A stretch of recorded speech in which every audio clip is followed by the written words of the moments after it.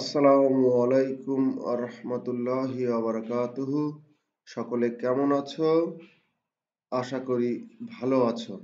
সবাইকে আমাদের পাঠশালায় স্বাগতম। আমরা নবম দশম শ্রেণীর পদার্থবিজ্ঞান ক্লাস শুরু করছি। অধ্যায় চতুর্থ, বিষয়বস্তু, কাজ, ক্ষমতা ও শক্তি। শিক্ষার্থী বন্ধুরা, তোমরা দেখতে পাচ্ছ দুইটা গাড়ি আছে। দ্বিতীয় গাড়িটি সামনে এগিয়ে গিয়েছে প্রথম গাড়ির তুলনায়, অর্থাৎ দ্বিতীয় গাড়িটি কিন্তু আগে উঠে গিয়েছে।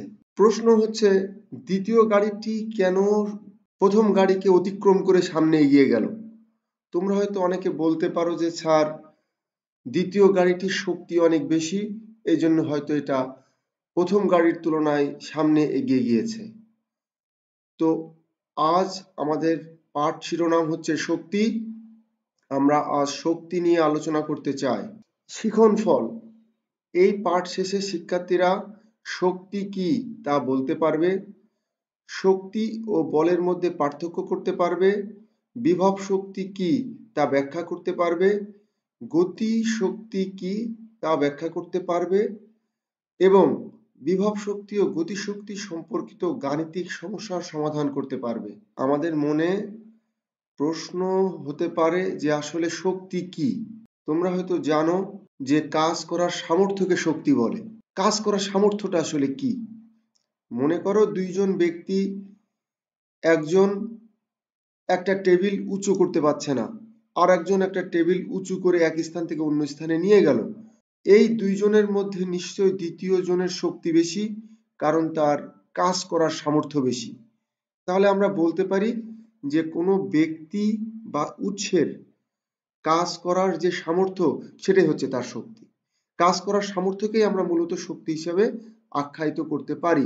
যে বেশি কাজ করতে পারে তার শক্তি বেশি, যে কম কাজ করতে পারে তার শক্তি কম।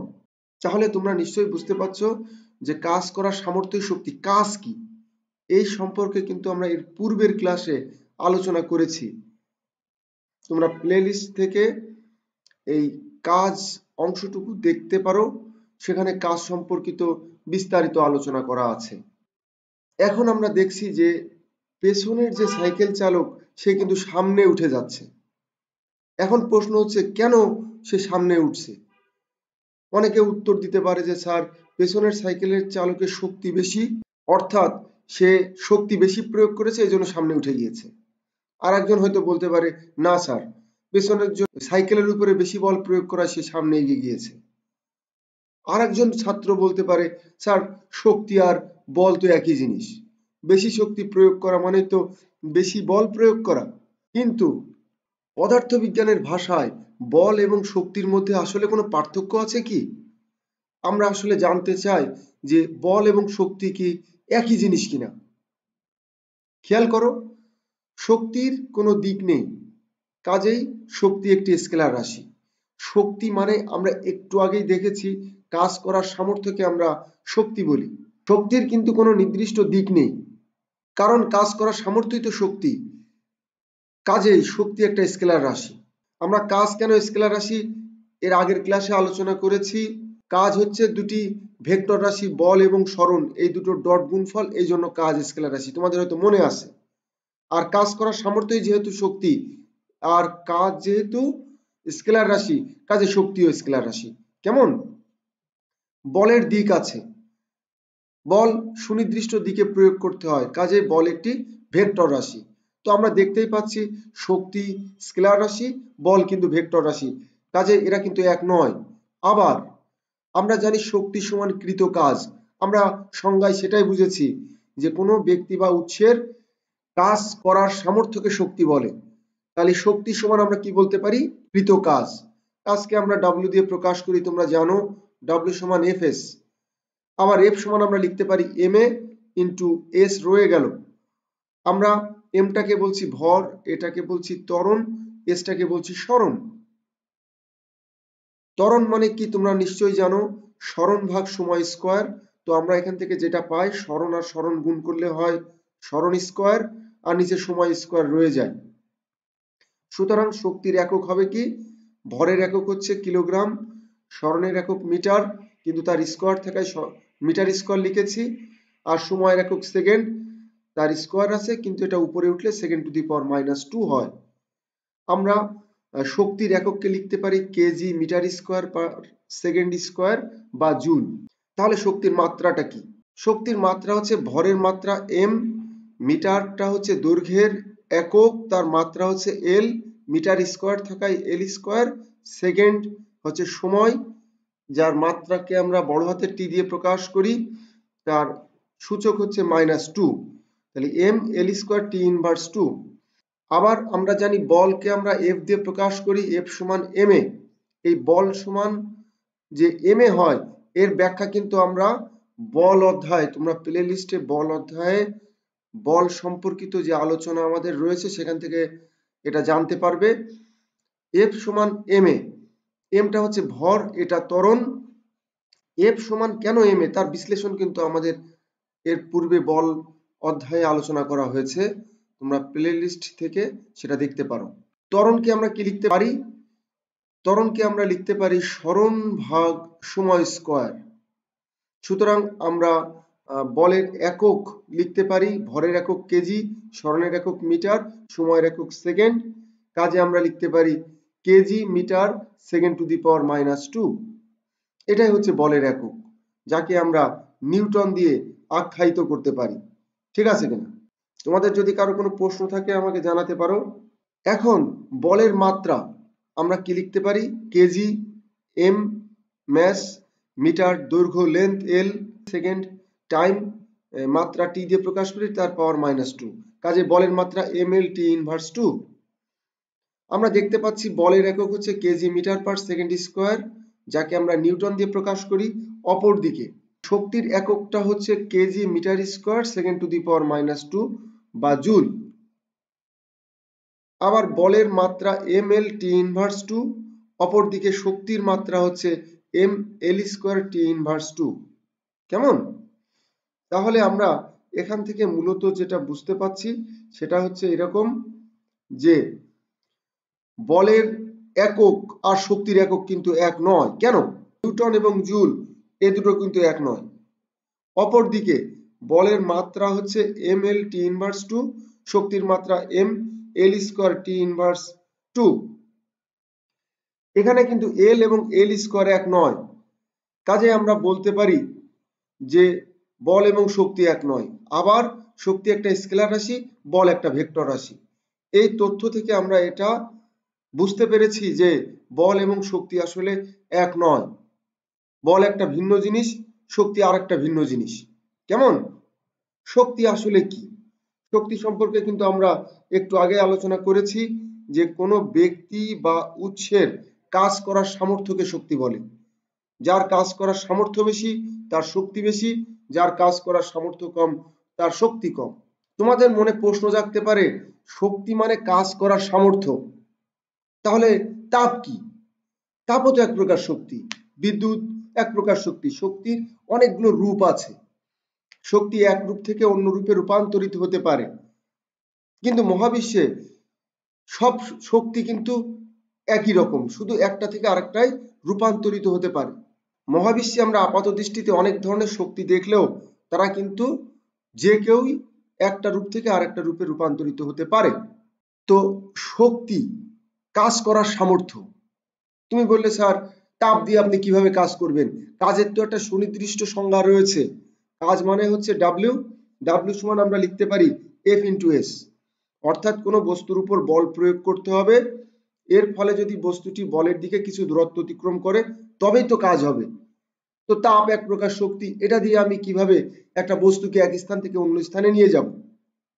আসলে তাপ এক প্রকার শক্তি হলেও এটা কিন্তু কাজ করতে পারে। তুমি বললে স্যার এটা অসম্ভব, দেখি আমরা সম্ভব কিনা। তোমরা হয়তো জানো যে অনেক আগে ট্রেনগুলো চলতো স্টিম ইঞ্জিন দিয়ে।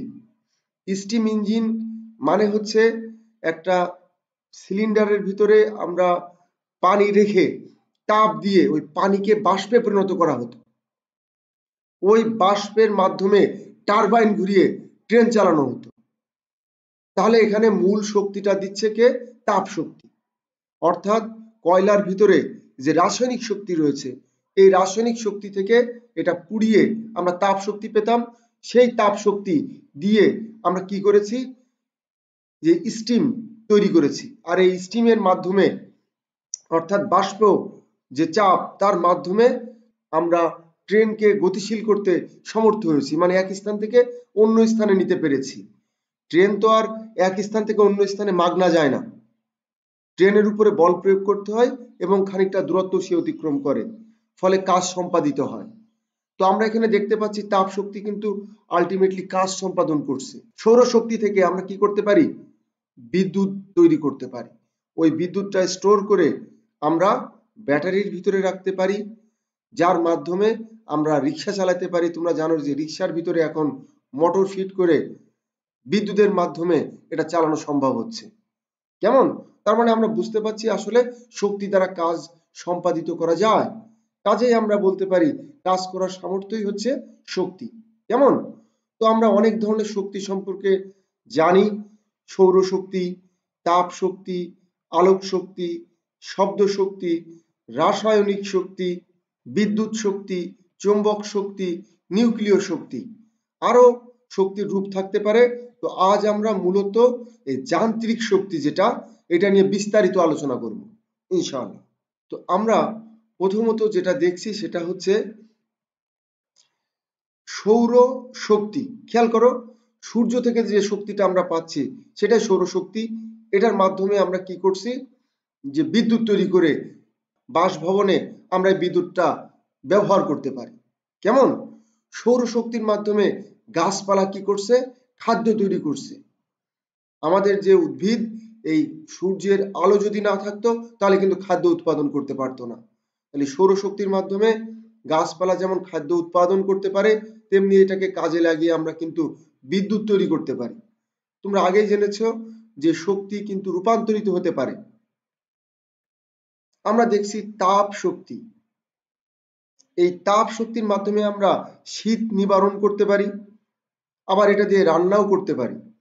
অর্থাৎ তাপ শক্তি দিয়ে আমরা স্টিম ইঞ্জিনের মাধ্যমে গাড়িও চালাতে পারি। তো তাপ এক প্রকার শক্তি। আমরা দেখছি আলোক শক্তি। এই আলোক শক্তি আমাদের দেখতে সহায়তা করে। অর্থাৎ আমরা যে কোনো বস্তু দেখি মূলত আলোর কারণে। আলো ছাড়া কিন্তু আমরা কোনো বস্তুকে দেখতে পারতাম না। তাহলে আলো নিশ্চয়ই এক প্রকার শক্তি। ঠিক অনুরূপভাবে আমরা দেখতে পাচ্ছি শব্দ শক্তি। কোনো যানবাহন যখন চলে সেখান থেকে শব্দ শক্তি পাওয়া যায়। আমরা যে কথা বলছি এই শব্দ শক্তির মাধ্যমে তোমরা এই কথাগুলো বুঝে অনুভব করে অনেক কিছু বুঝতে পারছো। তাহলে আমরা যে শব্দটা তৈরি করছি এটাই শব্দ শক্তি। আর এর মাধ্যমে আমরা কারুর মনের ভাব, কেউ যেমন তার মনের ভাবকে প্রকাশ করতে পারে, ঠিক তেমনি ভাবে তার মনের ভাবকে আমরা শ্রবণের মাধ্যমে অনুভব করতে পারি বা বুঝতে পারি। খেয়াল করো, আমরা এখন দেখতেছি যে রাসায়নিক শক্তি। আমরা জানি যে রাসায়নিক পদার্থের ভিতরে কিন্তু শক্তি থাকে। এখানে তড়িৎ রাসায়নিক একটা কোষ দেখানো হয়েছে, যার মাধ্যমে আমরা রাসায়নিক শক্তিকে বিদ্যুৎ শক্তিতে রূপান্তরিত করছি। কেমন? বিদ্যুৎ শক্তি। বিদ্যুৎ এক প্রকার শক্তি। যখন তারের ভিতর দিয়ে বিদ্যুৎ আসে নাই তখন কিন্তু লাইট জ্বলেনি, যখন তারের ভিতর দিয়ে বিদ্যুৎ আসছে তখন কিন্তু ঠিকই লাইট জ্বলছে। অর্থাৎ এক্ষেত্রে বিদ্যুৎ শক্তি আলোক শক্তিতে রূপান্তরিত হয়েছে। আমরা দেখতে পাচ্ছি চুম্বক। তোমরা জানো চুম্বক ছোট ছোট লোহার টুকরাকে যেমন আকর্ষণ করতে পারে, তেমনি সমধর্মী যে মেরু এরা পরস্পরকে বিকর্ষণ করে, আবার বিপরীতধর্মী যে মেরু এরা পরস্পরকে আকর্ষণ করে। তার মানে চুম্বকেরও শক্তি রয়েছে। আমরা এখানে দেখতে পাচ্ছি যে একটা ছোট নিউক্লিয়াস বা নিউট্রন দ্বারা যদি একটা ভারী নিউক্লিয়াস যেমন ইউরেনিয়ামকে যদি আঘাত করা হয়, একটা নিউট্রন দ্বারা ইউরেনিয়াম একটা ভারী মৌল যাকে আঘাত করা হয়েছে, আঘাত করলে এই ইউরেনিয়ামটা দুই টুকরা হয়েছে এবং এখান থেকে বিপুল পরিমাণ শক্তি বেরিয়ে আসছে। নিউক্লিয়াস থেকে প্রাপ্ত এই শক্তিটাকে আমরা কি বলছি? নিউক্লিয় শক্তি। কেমন? আমরা বলেছিলাম যে মূলত আমরা আজকে যে মূল আলোচনার বিষয়বস্তু সেটা হচ্ছে যান্ত্রিক শক্তি। যান্ত্রিক শক্তি নিয়ে আমরা ব্যাপক আলোচনা করতে চাই। খেয়াল করো, যান্ত্রিক শক্তি আসলে কি? আমরা যদি একটু বোঝার চেষ্টা করি, বস্তুর আকার, অবস্থান এবং গতির কারণে যে শক্তি পাওয়া যায় তাকেই যান্ত্রিক শক্তি বলে। তুমি বলতে পারো, স্যার বস্তুর আকার, অবস্থান এবং গতির কারণে কিভাবে শক্তি পাওয়া যায়? আমরা যদি উদাহরণ দেই, দেখো একটা স্প্রিং, এই স্প্রিংটাকে যদি আমরা সংকুচিত করি বা প্রসারিত করি, মানে তার স্বাভাবিক যে আকার, সেই আকারটা যদি আমরা পরিবর্তন করি, তাহলে কিন্তু এর ভিতরে খানিকটা শক্তি জমা হয়। আমরা একটা স্প্রিংকে টেনে ধরে যদি রাখি এবং একটু পরে যদি এটা ছেড়ে দেই, দেখবো এটা তার আগের অবস্থানে চলে আসছে। আবার যদি এটাকে টেনে ধরি, আবার ছেড়ে দিই, তো দেখি এটা আবার তার পূর্বের অবস্থায় ফিরে আসছে। অর্থাৎ এই বস্তুটার আকার পরিবর্তনের কারণে এর ভিতরে খানিকটা শক্তি সঞ্চিত হয়েছে। ওই শক্তিটাকে আমরা বলছি যান্ত্রিক শক্তি। আবার কোনো বস্তুর গতির কারণে, যেমন একটা মোটরসাইকেল তোমরা দেখতে পাচ্ছ, এটা গতিশীল, এর গতির কারণে কিন্তু এর ভিতরে খানিকটা শক্তি বা এর ভিতরে কিছু শক্তি সঞ্চিত হয়েছে, এটাকে আমরা বলতে চাচ্ছি যান্ত্রিক শক্তি।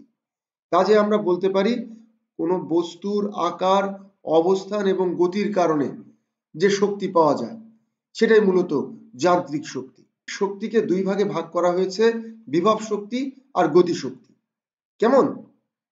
আমরা বিভব শক্তি নিয়ে খানিকটা আলোচনা করি। সবাই একটু খেয়াল করো, মনোযোগ দিয়ে দেখো। এটা একটা ব্যবস্থাপনা যাতে ইলাস্টিক লাগানো আছে। এই ইলাস্টিক যদি আমি, এটা প্রথম যে চিত্রটা তোমরা দেখতে পাচ্ছ, এই ইলাস্টিকটা তার স্বাভাবিক অবস্থায় আছে। আমরা যদি ইলাস্টিকটাকে একটু টেনে ধরি বা প্রসারিত করি, তাহলে কিন্তু এর ভিতরে শক্তি জমা হয়েছে। এই শক্তিটাকে আমরা কি বলছি? বিভব শক্তি। তুমি প্রশ্ন করতে পারো, স্যার এর ভিতরে শক্তি আছে, প্রমাণ কি? এর ভিতরে শক্তি আছে, প্রমাণটা হচ্ছে এরকম যে এটাকে যখন আমরা টেনে ছেড়ে দিব, তখন কি হবে?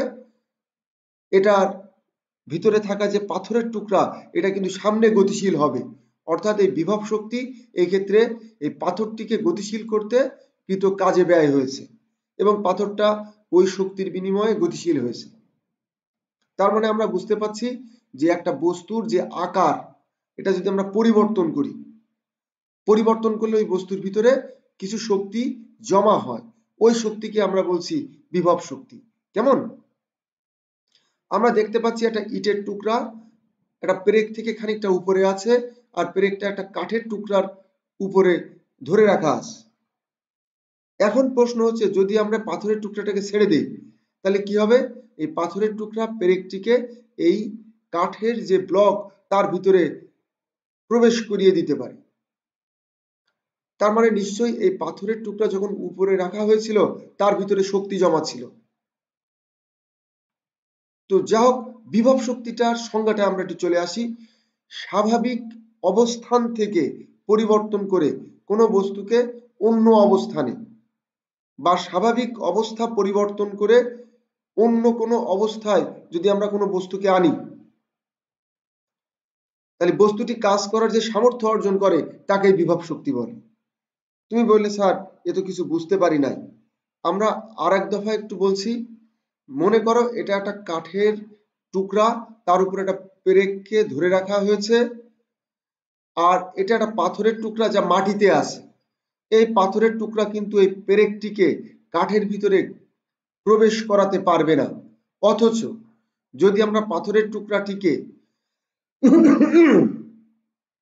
কিছুটা উপরে নিয়ে যেতাম, অর্থাৎ তার যে স্বাভাবিক অবস্থান এখান থেকে পরিবর্তন করে অন্য কোনো অবস্থানে নিতাম, তাহলে কিন্তু এই পাথরের টুকরার ভিতরে কিছুটা শক্তি জমা হতো। তুমি বললে, স্যার কিভাবে জমা হয়েছে, প্রমাণ কি? প্রমাণটা হচ্ছে, এই পাথরের টুকরাটিকে যখন আমরা ছেড়ে দিতাম, তখন কিন্তু সে পেরেকটিকে কাঠের ব্লকের ভিতরে খানিকটা প্রবেশ করাতে পারত। অথচ এই পাথরের টুকরাই যখন মাটিতে ছিল, তখন কিন্তু সে এই পেরেকটাকে কাঠের ভিতরে প্রবেশ করাতে পারেনি। কিন্তু উপরে উঠানোর ফলে, অর্থাৎ তার স্বাভাবিক যে অবস্থান, এটা পরিবর্তন করে অন্য অবস্থানে নিয়ে যাওয়ার কারণে এর ভিতরে কিন্তু খানিকটা শক্তি জমা হয়েছে, যা পেরেকটিকে কাঠের ভিতরে প্রবেশ করাতে সহায়তা করেছে। কেমন? আচ্ছা, তাহলে আমরা দেখলাম স্বাভাবিক অবস্থান থেকে পরিবর্তন করে কোনো বস্তুকে অন্য অবস্থানে, আবার একটা কথা লেখা রয়েছে বা স্বাভাবিক অবস্থা পরিবর্তন করে অন্য কোনো অবস্থায়। দেখো এটা একটা তীর ধনুক, এই ধনুকটাকে যখন আমরা এই তীর দিয়ে টেনে প্রসারিত করলাম তখন কিন্তু এটা পরিবর্তিত অবস্থায় চলে গেল। আবার যখন তীরটা ছেড়ে দিয়েছি এখন এটা স্বাভাবিক অবস্থায়। আবার এই মুহূর্তে এটা পরিবর্তিত বা বিকৃত অবস্থায় আছে। যখনই এটাকে আমরা পরিবর্তন করছি, অর্থাৎ স্বাভাবিক অবস্থানটাকে পরিবর্তন করছি, তখন কিন্তু এর ভিতরে শক্তি জমা হয়েছে। ওই শক্তিটাকে আমরা বলছি বিভব শক্তি। ওই বিভব শক্তি ধনুকটার গতিশক্তিতে পরিবর্তিত হয়েছে। কেমন?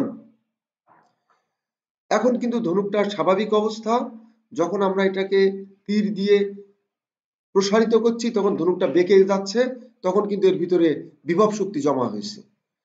কারণ ওটা পরিবর্তন করায় অবস্থার পরিবর্তন করেছি। স্বাভাবিক যে অবস্থা, সে অবস্থা পরিবর্তন করে আমরা অন্য অবস্থায় নিয়েছি, তখন এর ভিতরে কিছু শক্তি জমা হয়েছে এবং এর বিনিময়ে আমরা কিছু কাজ করার সামর্থ্য অর্জন করছি, অর্থাৎ এই তীরটাকে গতিশীল করতে পারছি। তাহলে এই ধনুক বিকৃত করায় এর ভিতরে যে শক্তি জমা হচ্ছে সেটাও বিভব শক্তি। কাজে বিভব শক্তির সংজ্ঞায় বলা হচ্ছে স্বাভাবিক অবস্থান, যেমন এই পাথর এই যে অবস্থানে আছে মাটিতে, এটাই স্বাভাবিক অবস্থান থেকে পরিবর্তন করে কোনো বস্তুকে অন্য অবস্থানে, যেমন পাথরটাকে আমরা উপরে উঠিয়েছি, অন্য অবস্থানে নিয়ে গিয়েছি,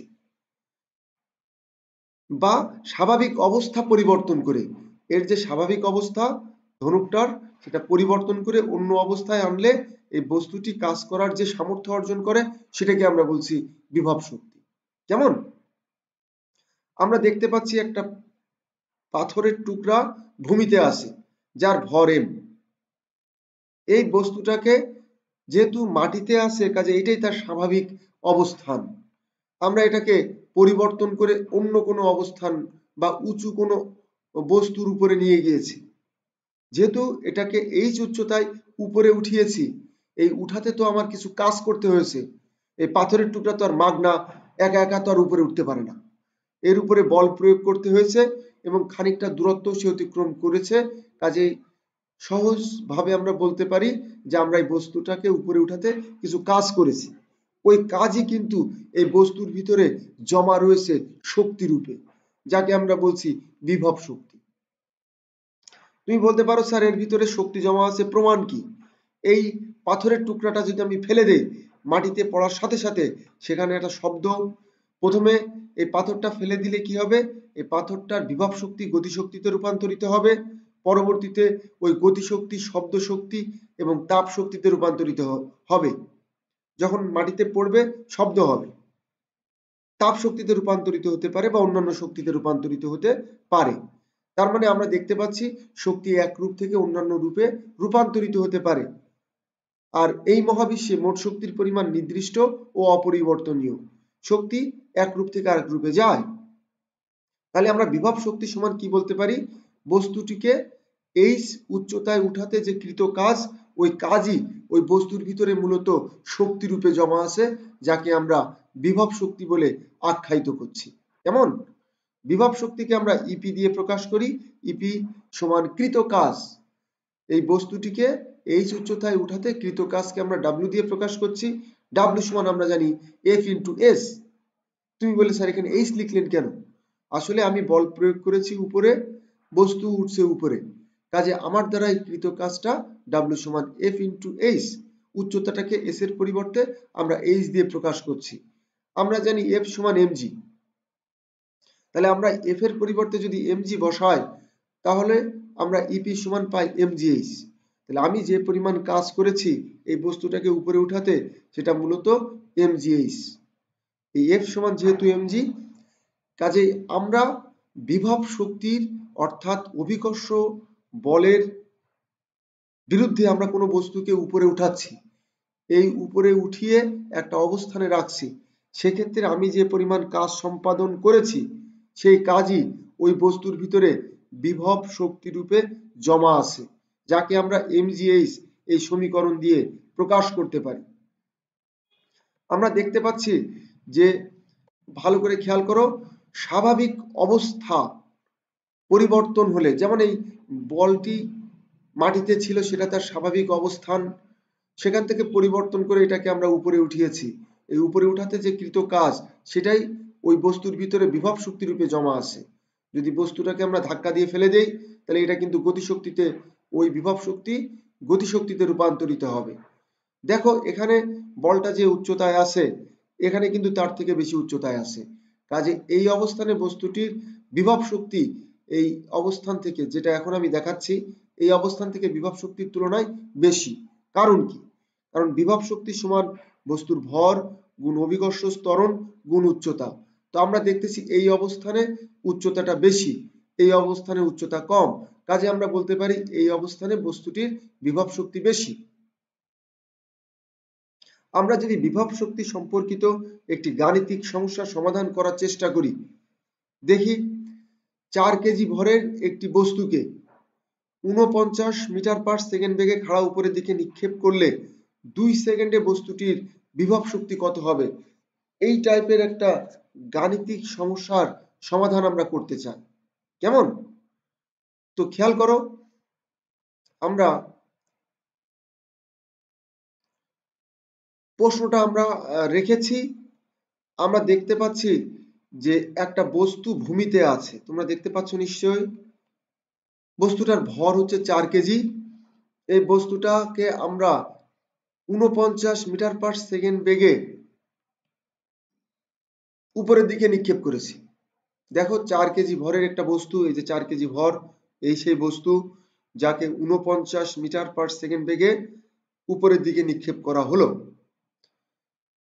2 সেকেন্ডে বস্তুটির বিভব শক্তি কত হবে? তাহলে 2 সেকেন্ড পর বস্তুটা নিশ্চয়ই এখানে থাকবে না, খানিকটা উপরে উঠবে। যে জায়গায় উঠবে সেই জায়গাটায় তার বিভব শক্তি কত হবে, এটা আমাদের প্রশ্নে চেয়েছে। 2 সেকেন্ডে বস্তুটির বিভব শক্তি আমরা যদি বের করতে চাই, তাহলে বিভব শক্তির সমীকরণ আমরা কি জানি? ইপি সমান এমজিএস। তুমি বলতে পারো স্যার সূত্র তো আমরা জানি, তাহলে আমরা অঙ্ক করে ফেলি। কিন্তু আমরা দেখতেছি ভর, অভিকর্ষ ত্বরণ এবং উচ্চতা লাগবে। তো এখানে ভর আছে 4 কেজি, অভিকর্ষ ত্বরণ সকলে জানো 9.8 মিটার পার সেকেন্ড স্কোয়ার, উচ্চতা তা তো আর নাই। তার মানে আমরা বিপদে পড়ে গিয়েছি, আমাদের মূলত উচ্চতাটা আগে বের করে নিতে হবে। কেমন? তো আমরা মনে করলাম 2 সেকেন্ডে বস্তুটি এইচ উচ্চতায় উপরে উঠেছে। কেমন? এইচ উচ্চতায় উপরে উঠেছে। তাহলে আমরা এইচটা বের করব কিভাবে? আমাদের টার্গেট হচ্ছে এইচ বের করা। এইচটা আমরা বের করব, আমরা জানি এইচ সমান ut plus half gt square. আমরা পরীক্ষার সময় এই চিত্র আঁকতেও পারি, নাও পারি, না আঁকলে কোনো সমস্যা নাই। আমরা বোঝার জন্য তোমাদেরকে এইভাবে বিশ্লেষণ করেছি। মূলত এখন আমরা অঙ্কটা শুরু করছি। তাহলে আমরা জানি দিয়ে শুরু করব। আমরা জানি এইচ সমান ut minus half gt square. বস্তু যেহেতু উপরে উঠতেছে, এই জন্য আমরা অভিকর্ষ ত্বরণ যেহেতু নিচের দিকে কাজ করে, কাজে এই জন্য মাইনাস চিহ্নটা নিয়েছি। এখানে কি কি দেওয়া আছে দেখি। বস্তুটির আদিবেগ 49 মিটার পার সেকেন্ড, সময় 2 সেকেন্ড, অভিকর্ষ ত্বরণ 9.8 মিটার পার সেকেন্ড স্কোয়ার। আমরা উচ্চতাটা বের করতে চাই। উচ্চতা এইচ আমরা মান বসিয়ে দিয়েছি, ইউ এর জায়গায় 49, টি এর জায়গায় বসাইছি 2, হাফ, জি এর মান 9.8, টি এর মান 2, তার স্কোয়ার রয়েছে। তো আমরা যদি এটা হিসাব করি, তাহলে আমরা এইচ পাই 78.4 মিটার। তাহলে আমরা কিন্তু উচ্চতা পেয়েছি, কিন্তু আমাদের প্রশ্নে চেয়েছিল বিভব শক্তি কত। তার মানে আমরা একটা অংশ বের করতে সমর্থ হয়েছি। আমরা জানি ইপি সমান এমজিএইচ, আমরা কিন্তু এইচ পেয়ে গিয়েছি 78.4 মিটার।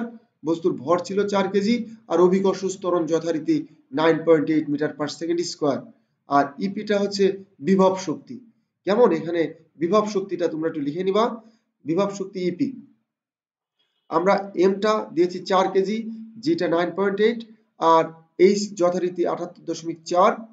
আমরা মান পেয়েছি 3073.28 জুল। এটাই হচ্ছে আমাদের এই প্রশ্নের উত্তর। ক্লিয়ার কিনা? আচ্ছা, আমরা দেখতে পাচ্ছি শক্তি আছে বলেই জগৎ গতিশীল। আমরা জানি মহাবিশ্বের প্রতিটি বস্তুই কিন্তু গতিশীল। আর এই শক্তি যদি না থাকতো, তাহলে মহাবিশ্ব কিভাবে সকল বস্তু গতিশীল অবস্থায় থাকতো? তার মানে শক্তি আছে বলেই আমরা বলতে পারি জগৎ গতিশীল।